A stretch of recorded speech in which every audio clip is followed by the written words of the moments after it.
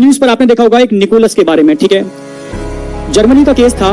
Actual में वहां एक कंपनी थी, उसने एक ड्रग बनाई थी थैलिडोमाइड, समझना थैलिडोमाइड। एक्चुअल में सबसे इंपॉर्टेंट क्या चीज दिक्कत क्या होती है, मैक्सिमम वहां पर क्या है, जो फीमेल्स हैं भाई सब जगह हो गए अब तो, ठीक है, वर्किंग कंडीशन पर रहते हैं, तो वर्क इनिशियल क्या जो प्रेगनेंसी लीव मिलती है आपको पता है वो लास्ट मंथ की मिलती है, ठीक है। तो वहां पर वही कंडीशन थी, इनिशियल लीव नहीं मिलते।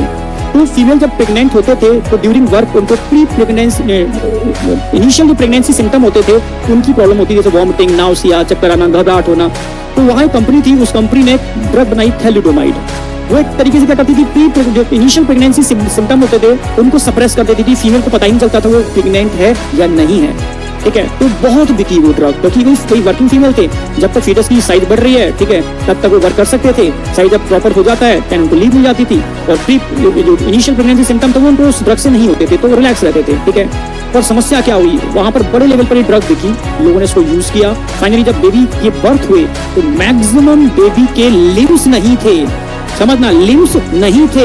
इसको कहते हैं फोकोमेलिया। उनको एक डिसीज हो गई थी phocomelia, seal like appearance. Seal मछली होती है ना, छोटे छोटे लिम्स होते हैं, जरा से हाथ जरा से पैर, ठीक है। धड़ पूरा है, हाथ इतने से जरा से, पैर भी जरा से हैं, ठीक है। मैं मोटिवेट इसलिए होता हूँ कि जी न्यूज पर एक केस दिखाया था निकोलस का, आपने भी देखा होगा, ठीक है। एक बच्चा है, तो मैक्सिमम फीमेल्स ने तो अपने बच्चों को अबॉर्ट किया, उनकी मतलब डेथ हो गई या कर दी गई, जो भी है उनको, ये कैसा बच्चा है, तो बच्चा ही नहीं है तो क्या है, अजीब सा, ठीक है। इसको पैर ही नहीं है, सील फिश जैसी लग रहा है, मछली जैसी लग रही है, तो बच्चों ने इसको मतलब अबॉर्ट हो गए या खत्म हो गए, एक्सपाइटेड जो भी थे। पर कुछ फीमेल ने बच्चों को कैरी किया, मेंटेन किया। तो उसी का एक एग्जांपल जी न्यूज पर दिखाया था निकोलस, जिसका ना हाथ था ना पैर। उसने अपना हालचाल खुद बयां किया।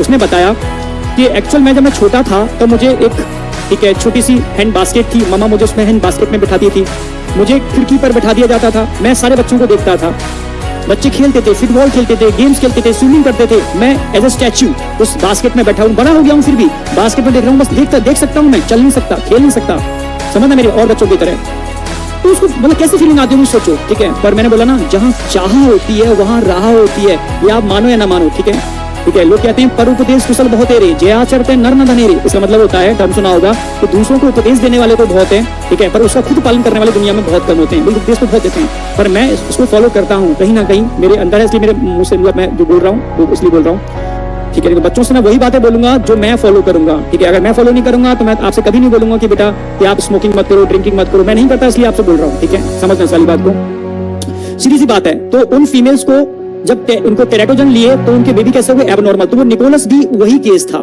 ना तो उसके हैंड थे ना उसके लेग थे, फोकोमेलिया हो गया था उसको, सील लाइक अपीयरेंस, ठीक है, बास्केट में रखा हुआ था। जब वो सबको देख, ये मैं जी न्यूज की कंडीशन बता रहा हूँ, तो उसने बोला खुद, ठीक है, कि उनको देख करके मेरे मन में भी आता था, काश मैं भी ऐसा कर पाता, मुझे भगवान आपने कैसा बना दिया। पर अब उसने कहा ना, जहां चाह होती है वहां राह होती है। उसने मतलब अपनी विल पावर से, समझना, ना तो उसके हाथ थे ना पैर थे, विल पावर से वो स्विमिंग भी सीखा, वो रनिंग भी सीखा। सोचना मेरी बात, ठीक है, बहुत ये लाइफ के साथ नेट पर सर्च करोगे मिल जाएगा, ठीक है, ठीक है। फोकोमेलिया केस, ठीक है, हर वो काम कर पाता है जो एक नॉर्मल बच्चा दौड़ भाग करके कर लेता है विल पावर से। तो सोचो, नेचर ने उसको ना हाथ दिए ना पैर दिए, तब भी वो काम कर सकता है जो नॉर्मल बच्चा कर सकता है। तो हमें तो नेचर ने सब कुछ दिया है, फिर हम किस बात की शिकायत करते हैं।